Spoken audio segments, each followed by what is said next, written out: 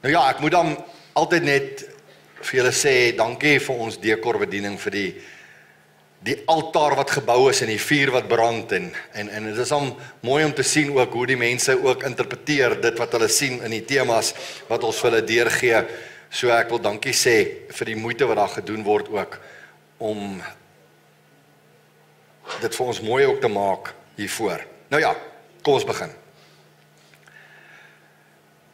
As ek vir jou vra, wat het jy nodig? Kan jy baie maklik vir my 'n lys maak. As ek sê, wat benodig jy op hierdie stadium? Wat is vir jou behoefte? En jy kan dalk liggaamlik dink, jy is dalk siek en jy kan sê, ek het nodig, ek benodig gesondheid, ek benodig genesing, ek benodig dit. Jy kan dalk dink uit die gebrekheid van wat in jou kombuis aangaan of wat in jou yskas aangaan, en jy trek dalk swaar finansiëel en jy kan vir my sê, Marius, ek het 'n lys van goed wat ek nodig het. Wat ek voel liggaamlik wat ek nodig het. Ek wil jy moet net, ek praat met jou vandag oor God gee alles, en ons gaan nou by Karmel kom, maar ek wil jy moet begin dink, wat is jou behoefte? So miskien het jy 'n emosionele behoefte. Dalk sit jy hierso en jy gaan deur trauma, jy gaan deur dalk verwerping, jy gaan dalk deur iets in jou lewe wat jy voel, ek wil net aanvaar word, ek wil net liefgehê word, ek wil net deel wees van iets, ek wil net emosioneel wil ek net stabiliteit hê, ek wil hoort, ek wil geliefd voel. Dalk het jy 'n geestelike behoefte. Jy het dalk 'n behoefte vanoggend van 'n geestelike inspuiting van die Here af. Jou geesbehoefte. Ons almal, een ou het eendag gesê, almal wil hemel toe gaan, maar min mense wil die Here dien. As jy vir iemand vra, wil jy hemel toe gaan, wil jy eendag vir altyd by die Here wees, almal wil altyd by die Here wees. Maar dit sit effort in om in 'n verhouding met hom te leef. Dit is goed om gered te wees, maar is ek gereed om God te ontmoet? Afgelope paar weke het ek by verskillende roudienste gewees. Ek het afgelope 3 weke het ons 'n paar mense wat ons roudienste voor moes gehou het en Vrydag weer wat verby is. En as 'n mens dan vir mense sê, maak jou gereed om jou God te ontmoet, dan is dit 'n ander tipe boodskap wat uitgaan. En dit is nie as jy asof jy op mense neerkyk of dink mense is nie reg nie is. Ek het net 'n urgency in my hart om vir jou te sê, maak gereed. Dis my verantwoordelikheid om vir jou te sê, is jy gereed? Maak jy gereed? So, jy kan nie so sit en jy kan sê, Marius, ek het hierdie en hierdie behoefte. Dit kan na liggaam, na siel, na gees wees. Maar ek wil jy moet vandag moet saam met my gaan na hierdie eienskappe wat ons kan sê, wat is die eienskappe van of wat het ek oor die algemeen nodig? Nou, ek het een keer gehoor, die een ou sê, hy dink, sy grootste begeerte is om irresistible te wees vir vrouens. Te word hy 'n kredietkaart. Nou, ek weet nie wat jou behoefte nie. Maar ek wil jy moet vandag begin dink na liggaam, na siel en na gees. Wat dink jy het jy nodig? Maar daar's 'n ander vraag wat in my gemoed opgekom het in die week, is die verskil tussen wat ek dink ek nodig het en wat God weet wat ek nodig het. En dit verskil baie keer. Ek dink in my kop, dis wat ek nodig het, maar God weet alles. God weet beter. En ons gaan nou na die Karmel verhaal kyk. In ons reeks het ons gekyk 'n paar sondae terug toe ons hierdie spesifieke afdeling van hierdie reeks begin het. God se alles versus my alles is die subtema van ontmoetings met God waarmee ons besig is. En ons het gesê God vra alles, die ryk jong man. Maar God verander alles, soos in Paulus se verhaal. Ons het ook gekyk verlede week na God weet alles. Toe ons gepraat het oor Job. En die emosionele ding waardeur ons kan deurgaan, maar God weet beter, selfs in Job se geval. En dan, omdat hy alles vra, alles verander en alles weet ons ook dat God gee alles wat ons nodig het. En dis vandag se. Soms twyfel ons aan onsself. Soms twyfel ek in my ability, soms twyfel ek aan my roeping, soms twyfel ek in my vermoë om my roeping uit te leef. En ons almal gaan deur hierdie vertwyfelings en ek dink JW het nou ook so half daarna verwys. Ek weet nie wie se kinder by hom nie. Maar dit is so, ons almal twyfel oor goed. En weet jy wat, in my beradingslokaal het ek al mense gehad waar daar so sit en jy praat met daai persoon en op 'n stadium, dan is dit amper asof hulle vertel jou alles, maar hulle hesitate om iets vir jou te sê. En dan sê jy vir hulle, sê hoe jy voel. En dan sê hulle so half saggies, ek twyfel in God. Ek twyfel in God se vermoë om my te help. Of hulle sê, na 'n lang storie sê hulle vir my, ek is eintlik kwaad vir God, oor waar ek is, en wat met my gebeur het. En die mense is bang om dit te sê. Jy is bang om te sê, jy is kwaad vir God. Jy is bang om te sê, ek twyfel soms in God. Ek wil jou vandag sê dat, maak nie saak wat nie, gaan kyk na Job se verhaal, wat ons verlede week vergelyk het met Johannes 9 ook. God weet alles. God is daar, al voel dit nie so vir jou in jou emosionele lewe op hierdie stadium nie. Dalk rou jy, dalk gaan jy deur 'n baie moeilike tyd, dalk is jy deur een of ander trauma, of jy is deur 'n lewe van trauma, en jy dra nou nog die consequences daarvan. Maar daar was 'n ou gewees met die naam van Elia, wat nie getwyfel het dat God alles kan gee wat die volk nodig het nie. En hy roep die hele volk bymekaar op 'n dag, en hy sê vir hulle, kom ek gaan wys julle wie's God. Nou, dis Guts.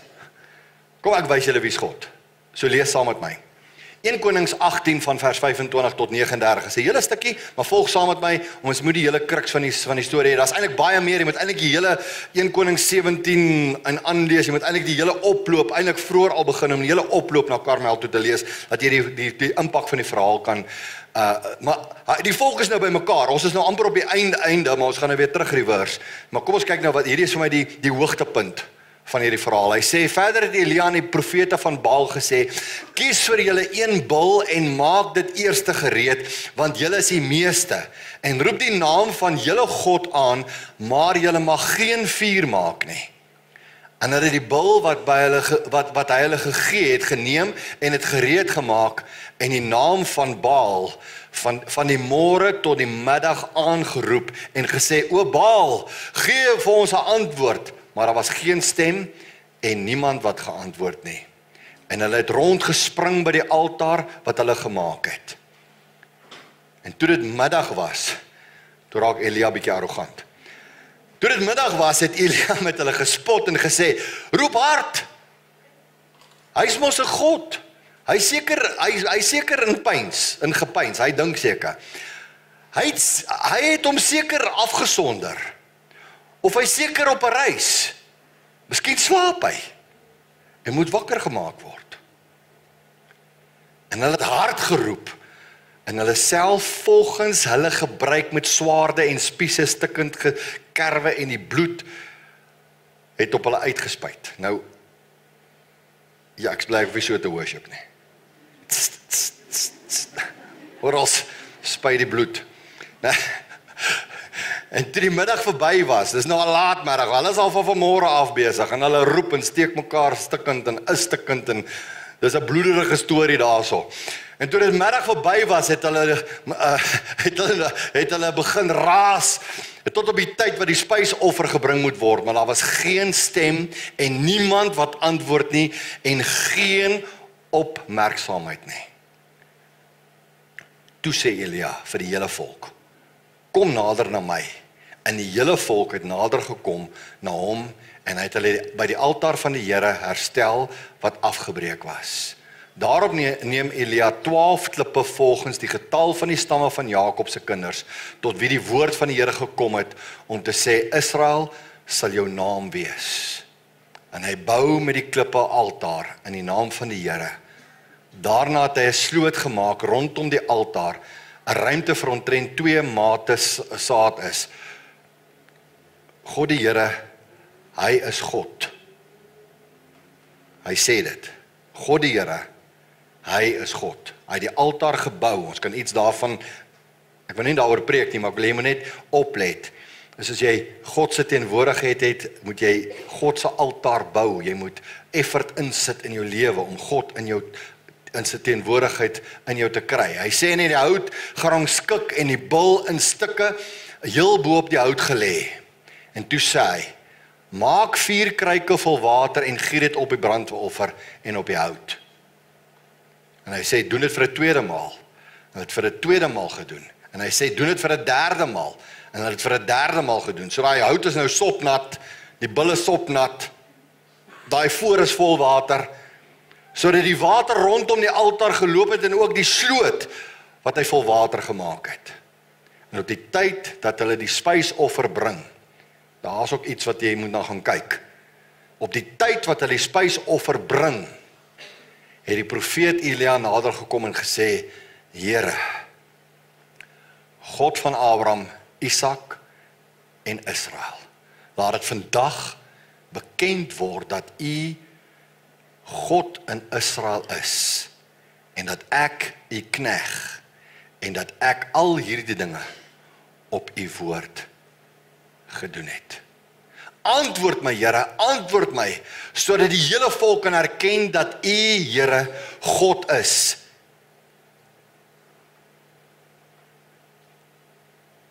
Dat U hulle hart tot hulle laat terugkeer. Want hulle het hulle harte verloor in God. Laat hulle harte terugkeer na die regte plek toe. Partykeer het ons dit nodig. Here, bring my hart terug na waar hy moet wees.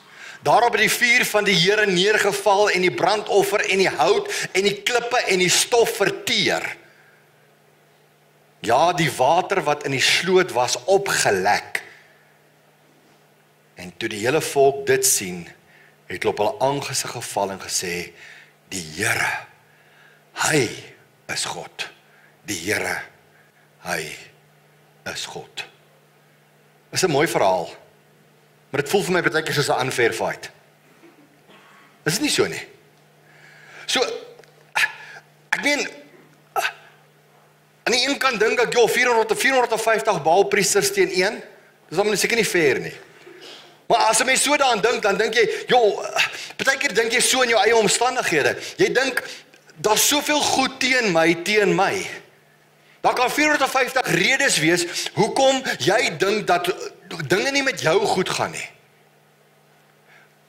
In hierdie geval was daar, as 'n mens gaan terugkyk en jy gaan kyk na die hele verhaal, van het Agab nou gesê het, dat die priesters doodmaak en Jezebel het begin om die priesters, of die profete van God, die een na die ander dood te maak, het daar maar 100 van hulle oorgebly.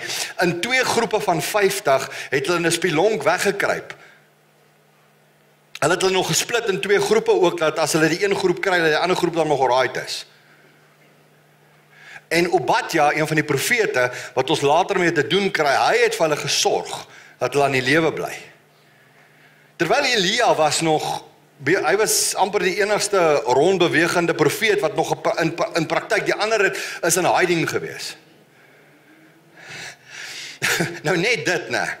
Dat hulle baie keer dink aan ons ook, nou. Ons is eintlik baie, maar daar's baie keer wag ons dat een iemand moet nou net die werk van God doen en die res van ons kruip in die spilonk weg. Maar God het Elia se hart raak gesien.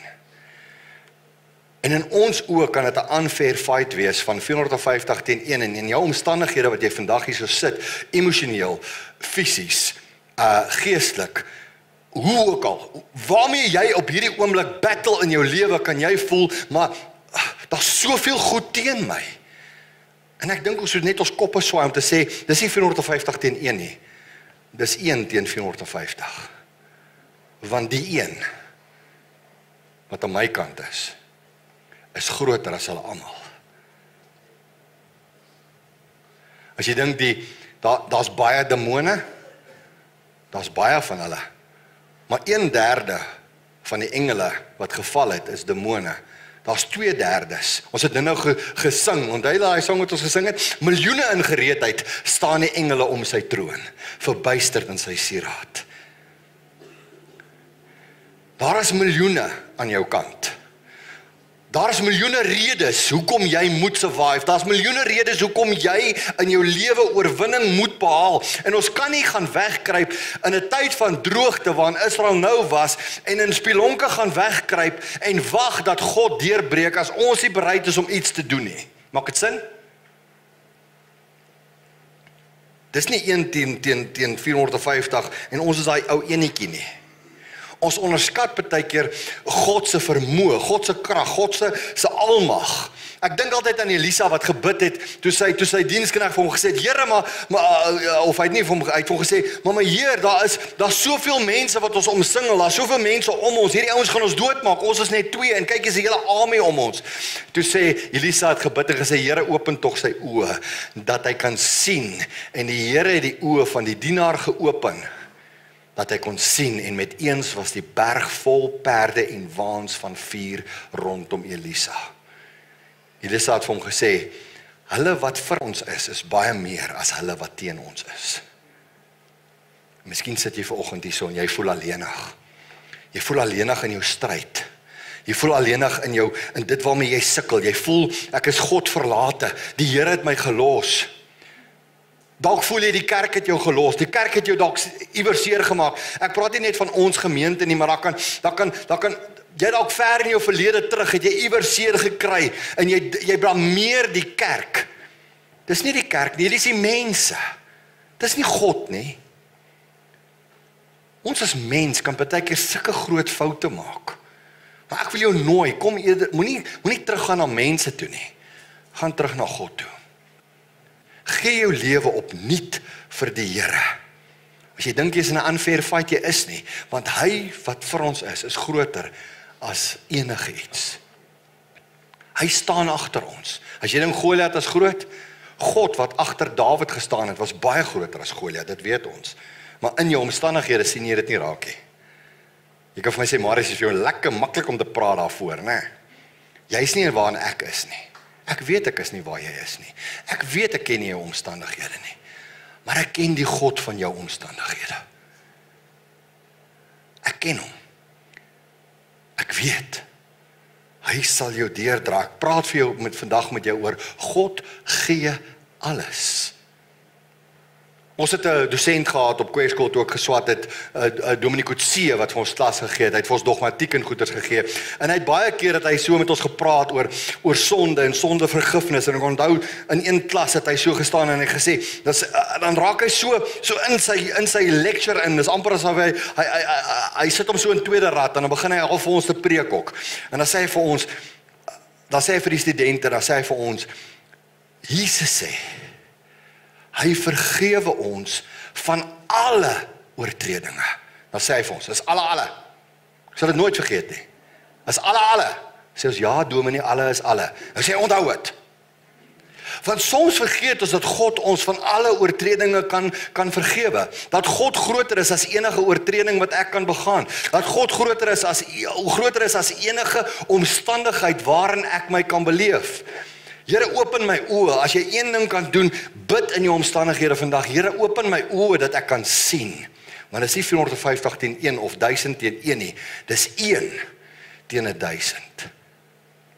En daai 1 is groter as 'n ander ding wat ek veel met jou oor wil praat vanoggend is, as ek praat oor God gee alles, is God se timing. God se timing is impeccable. En ons weet dit nie altyd nie. Ons dink God se tyd is uit. Martha en Maria was skuldig hom. Martha en Maria sê, Here, as U was, sou Lazarus nie dood gegaan het nie. Hy is al 4 dae dood, hy ryk al. Nou kom jy aan. Hulle altyd het vir hom gesê. Juanita Du Plessis sing na een song, sy sing, even if God is 4 days late, he's still on time. Nee? Ons dink God sy tyd is uit. Maar sy tydsberekening is fenomenaal. Jakobus 5 vers 17 en 18 wil ek vir jou gee. Hy sê Elia was en ons praat nou van hierdie spesifieke gedeelte uit Jakobus, die Nuwe Testament, wat terugverwys na die gedeelte in 1 Konings. Hy sê vir ons, Elia was 'n mens net soos ons, en hy het ernstig gebid dat dit nie moes reën nie, en het op die aarde vir 3 jaar en 6 maande lank nie gereën nie. Daar's die tydsaspek. wat ek nou op by gaan uitkom. En hy het weer gebid, en die hemel het reën gegee, en die aarde het sy vrug laat uitspruit. Elia was 'n mens soos ek en jy, en hy het gebid, en God het vir 3,5 jaar die reën weggehou van daai hele area af. En toe hy weer gebid het, jy kan gaan lees, jy moet eintlik hierdie gedeelte in Konings gaan lees. Dit is soos 'n verhaal, jy kan nie die Bybel neersit nie. Dis soos ek het ervaar het die week. Ek lees en dan gaan ek terug en dan lees ek en dan is dit soos in, okay, ek gaan nou stop en dan lees ek en dan dit raak net mooier en mooier en mooier. Want selfs na Karmel, moenie stop by Karmel nie. Keep on reading soos Dory gesê het. Keep on swimming. Jy moet aanhou lees. Want toe Elia weer gebid het dat dit moet reën na hierdie Baalpriesters almal minsmeat gemaak is, né? Toe stuur hy sy diensknegt, sê sy diensknegt vir hom, ek sien 'n wolkie. Hy het eers gaan kyk, toe sê hy, nee, daar's niks, die Here gee nie reën nie. Toe sê hy, gaan kyk weer. Maak op jou oë. Gaan kyk. En dis presies wat ons doen. Ons kyk nie altyd nie. Ons kyk ongelowig. En toe gaan hy weer, toe sê hy, ek sien, daar's 'n wolkie so groot soos 'n man se hand, soos 'n vuis. Toe sê hy vir hom, jy beter jou roer, die reën gaan jou vang. Dis mooi, né? Hy geloof. Want God se timing is van so aard. As daai wolkie gaan kom, as hy alles is so groot soos 'n vuis, jy moet jou sambreel uithaal. Hulle sê, as jy na 'n biddag toe gaan vir reën, en jy vat nie 'n sambreel nie, dan glo jy nie. Dink bietjie daaraan. God se timing is so goed. Want jy sien, ons gaan nou by daai gedeelte kom in 1 Konings 17, maar ek wil net teruggaan, of kom ek lees dit eers vir jou. Hy sê, en Elia die Tisbiet uit Tisbe in Gilead, het vir Agab gesê, dit is nou, ons het die vers nou, onthou ons is besig met 1 Konings 18, ons is besig om terug te gaan na 1 Konings 17 toe. So hier is die dag wat Elia voor koning Agab gestaan het, en hy sê uit vir Agab gesê, so waar as die Here, die God van Israel leef, voor wie se aangesig ek staan, daar sal geen dou of reën op hierdie jare wees nie, behalwe op my woord. Jo, toe kom die woord van die Here na hom en sê, hy sê vir hom, gaan hiervandaan weg en draai jou na die ooste en steek jou weg by die spruitkrit wat oos van die Jordaan is. En jy moet uit die spruitkrit drink, en hy het aan die kraaie bevel gegee om jou daar te onderhou. En hy het gegaan en gehandel volgens die woord van die Here, het hy gegaan, bly by die spruitkrit wat oos van die Jordaan was. En die kraaie het vir hom smorens brood en vleis gebring, en saans brood en vleis, en hy het uit die spruit gedrink.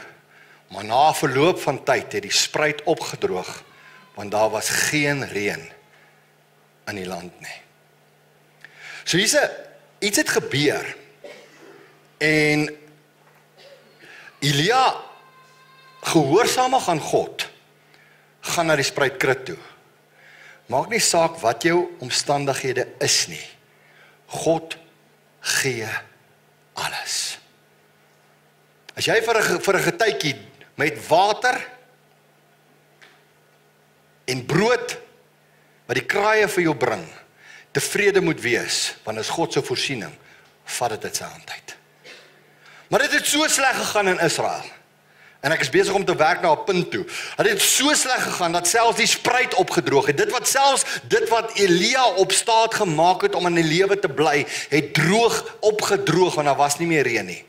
En julle weet wat het gebeur, né? Toe stuur ons na daai vrou toe, daai weduwee toe by Sarfat.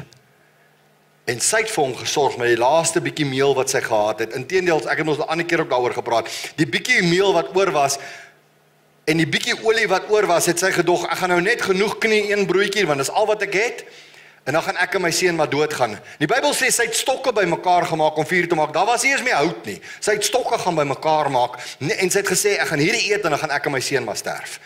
En toe stuur die Here hierdie profeet na hom toe. na haar toe verskoon. En Elia kom by haar aan. En hy sê vir haar, jy moet vir my sorg. En dis in hierdie droogte tyd. Dis nou al 'n hele end in die droogte in. En God gebruik hierdie weduwvrou om vir Elia in die lewe te hou.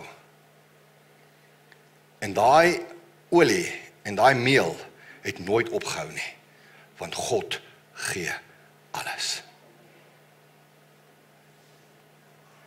Sy het nie net een keer daarvan geëet en gesterf nie, sy het die res van die droogte daarvan geëet, want die man van God was by haar. God het gesê, ek sal vir jou sorg. En ons kan baie keer dink, ja, ek is my einde. Nee wat, ek gaan nou oorgee, ek is klaar, ek gaan nou stokke by mekaar maak, en ek gaan my last meal eet, en dan is ek nou goners. Ek gaan nou nie eers meer try nie. Was jy al daar? Kan jy my nie jou hand opsteek nie? Nou judgy mense. Nee, ek lag, ek speel sommer. Maar wat jy moet weet is, as jy aan die einde van jouself is, God gee alles. En dis nie die einde van die probleem, en ja, seun het nog dood gegaan aan die tyd ook. Maar jy moet die verhaal lees, en toe het Elia deur God se krag hom weer opgewek. Daai meel hou nie op nie, God se voorsiening hou nie op nie. Dis iets wat jy vir jouself moet sê, maak nie saak waarmee ek besig is nie, God se voorsiening sal nie ophou nie. Glo jy dit? Leef jy dit? Vat dit vir oggend. Ek weet nie waarmee is jy besig nie. Ek weet nie wat is fout met jou nie. Ek weet nie wat gaan aan in jou geestelike lewe nie. Ek weet nie wat is jou droogte nie. Ek weet nie wat se droogte ervaar jy nie. Wat se probleme het jy? Wat se tekortkominge het jy? Wat voel jy? Jy's aan die einde van ek weet nie meer nie. Ek kan nie meer nie. Moenie daai laaste brood bak en dink jy gaan doodgaan nie. God gee alles. Hy weet meer as jy.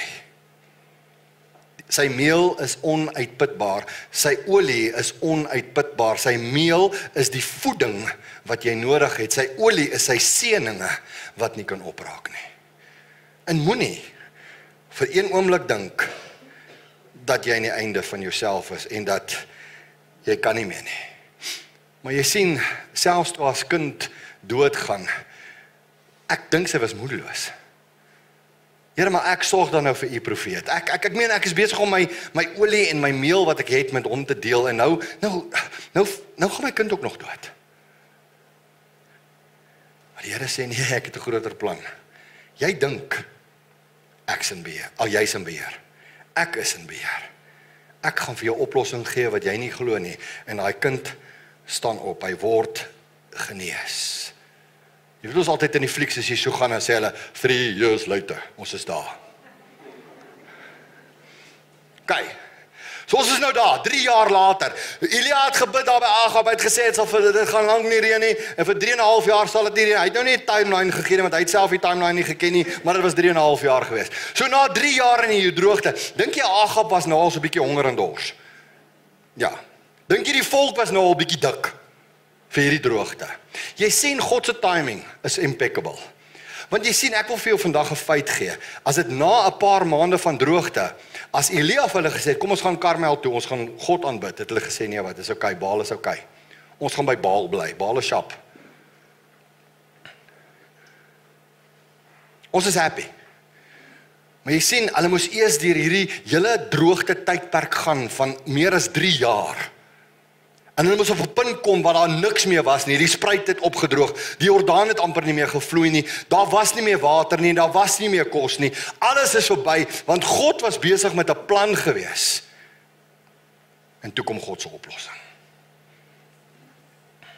As jy dink jy weet wat die oplossing vir droogte is, verkeerd.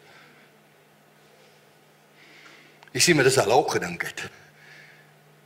God se oplossing vir ons probleem is reën. As ek vir jou sê, God se oplossing vir hulle probleem was nie reën nie, maar vuur. Nou kan jy dink, Here, maar hoe kan u in 'n droogte getuisterde gebied vuur as 'n oplossing gee in plaas van water? Want God weet alles. As jy 'n vuurhoekie light in 'n droë tyd tussen 'n klomp gras, is daar gemors. Maar God het 'n plan gehad. En sy oplossing was nie om dadelik reën te gee nie. Daar was iets wat Israel meer nodig gehad het as reën. Wat was dit? God se vuur. Wat is God se vuur? Sy teenwoordigheid. Ouens, en ek wil nou vir jou sê, ek het dit verlede week gesê, ek sê dit weer vir jou. Dis iets wat die Here op my hart gedruk het, wat ek vir jou moet sê vandag. En ek sê dit heel eers vir myself. Ek dink baie keer ek het oplossings vir probleme. Maar ek het nie. Die oplossing vir meeste van ons probleme is nie menslike tydelike oplossingkies en goedjies en dingetjies nie. Dis God se teenwoordigheid. God se teenwoordigheid is die oplossing vir hierdie droogte wat daar in Israel is. En julle ken nou die hele verhaal, ons het hom gelees, hy roep hulle almal bymekaar en hulle kom bymekaar en hy gee die Baalpriesters eers kans en hulle dans en spring en steek mekaar en steek hulle self en die bloed spuit en dit gaan net te lekker daar by die Baalpriesters.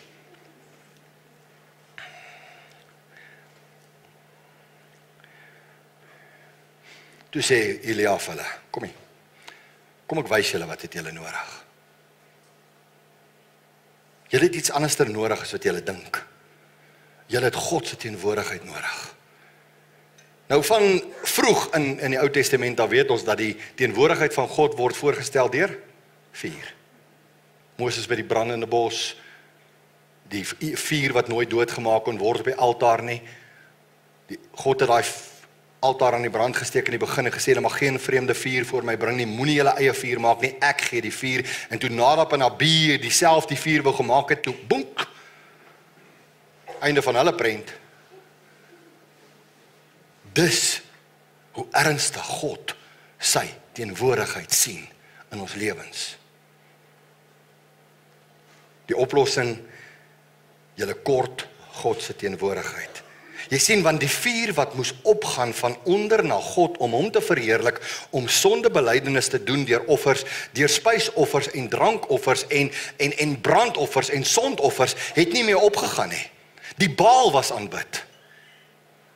Daar het nie meer vuur van onder af gegaan nie, so toe moes God vir die vuur weer van bo af stuur, sodat die volk kan besef dat hulle God meer nodig het as hulle eie oplossings.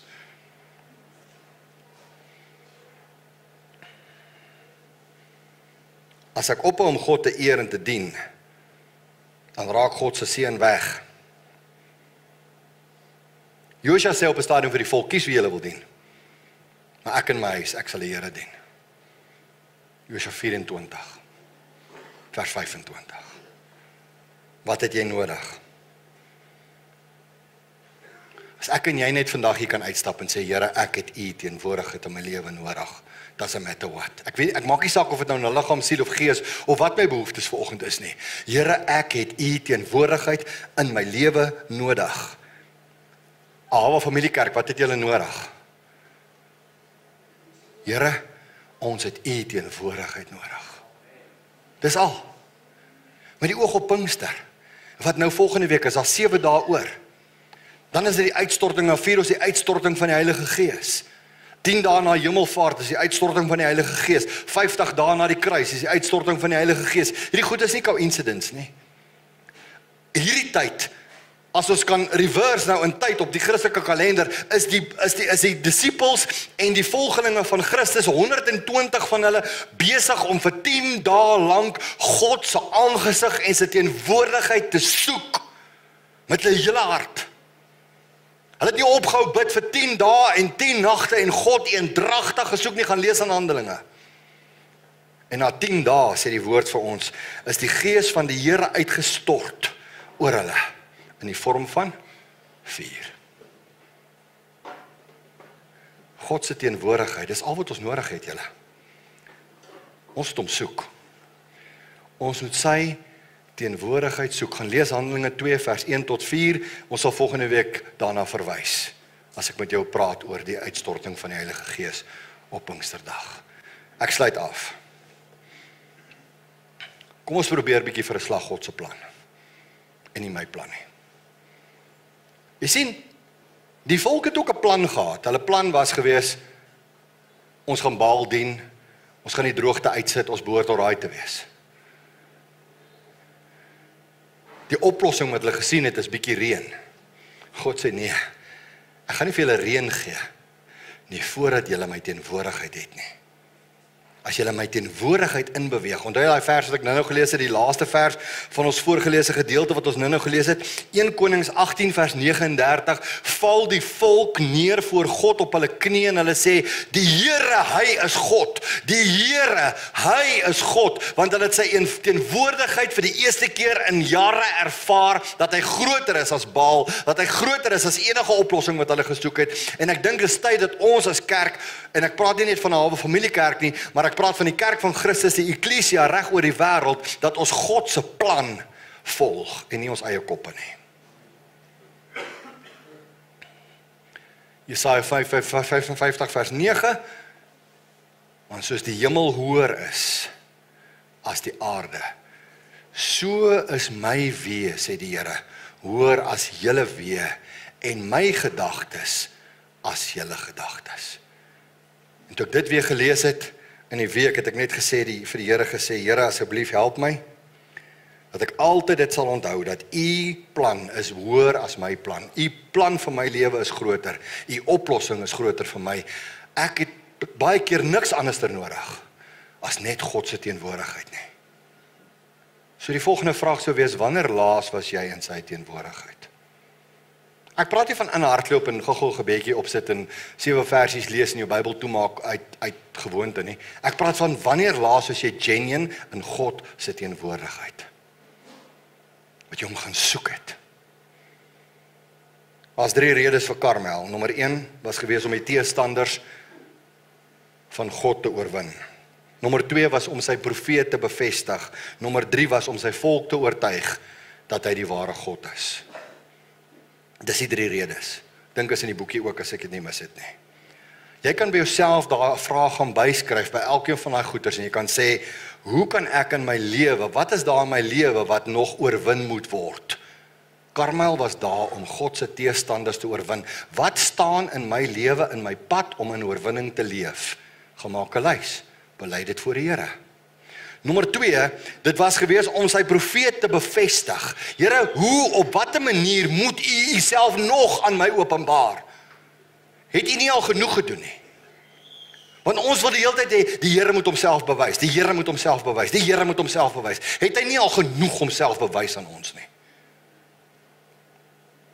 Op 'n tydjie moet ek net sê, Here, kom bewys uself aan my, as dit nodig is, Here, dis wat Elia gedink het die beste oplossing is. Die volk moes oortuig word. As jy oortuig, volg jy sy plan, sy doel, verstaan jy dat water is nie jou oplossing nie, maar die vuur van God. Daar's 'n verskil. Ons dink ons het iets nodig, maar God weet beter. So kom ons vertrou die Here in hierdie week. God gee alles. Met die oog op Pinkster, met die oog op die uitstorting van die Heilige Gees volgende week, wat ons gaan herdenk en gaan vier, wil ek jou nooi om hierdie week jou hart stil te maak voor die Here. Gaan soek sy teenwoordigheid, gaan soek sy vuur in jou lewe, gaan soek sy aansteking, en ek wil vir jou vra, wat gee jy vir God? Is jy bereid om tyd te gee, sodat jy in sy teenwoordigheid kan leef? Wat maak ons as ons dan nou God se vuur ontvang het? Wat maak ons met God se vuur? Dis iets waarna jy kan gaan dink. Mag die Here vir jou genade gee. Mag die Here met jou wees. Mag hierdie week 'n week wees van verootmoediging en soeke na God, soos die 120 in die bo vertrek. En die belofte daarvan gaan wag vir my in Jerusalem. En moenie daar weggaan nie, totdat jy bekragtig word met krag uit die hoogte. Dit was die belofte. En hulle het gaan wag, hulle het gaan soek. Hulle het nie geweet dit gaan 10 dae wees nie, maar dit was 10 dae. Hulle het nie die tydslyn geken nie. Ons kan maklik nou die tydslyn gaan teruglees. Maak nie saak hoe lank jy moet wag, hoe lank jy moet soek nie. Begin te soek na God vir sy teenwoordigheid. Die Here seën vir jou en is met jou in hierdie week. Amen. Kom ons bid saam. Vader, ek is eerste skuldig. as ek vanoggend vir u sê, Here, partykeer soek ek oplossings. Ek soek my oplossings. Ek dink ek weet partykeer wat u wil hê. Maar ek het al agtergekom, Vader, dat ek baie keer vir dae lank op my eie oplossing is. En dan is dit nooit u oplossing gewees nie. Here, ek dink partykeer ek het water nodig, terwyl ek vuur nodig het. En al verstaan ons nie u oplossings altyd nie. Want ek bid dat u vir ons al krag en genade gee, om u so te vertrou, dat u oplossings vir ons sin sal maak. Maak nie saak wat in die verlede met ons gebeur het nie, Here. Ons lewe in nou. U sê vir ons in die woord, as ek my hand aan die ploeg slaan en terugkyk, is ek dwaas. Ek moenie terugkyk na my verlede se foute nie, want die bloed van Jesus Christus, sy seun, reinig ons van alle sonde, alle ongeregtighede, en alle is alle. Help ons om vorentoe te gaan, die teenwoordigheid nou te soek in ons lewens, sodat ons in ons lewens 'n verskil kan maak, ook in ander mense se lewens. Ons bid dat u vir ons sal bless en sal seën hierdie week, en dat u vir ons sal bewaar. Ontvang die seën van die Here, gaan in sy vrede, die genade van ons Here Jesus Christus, die liefde van God ons Vader, sy inwoning, sy nabyheid by jou in hierdie week. Amen.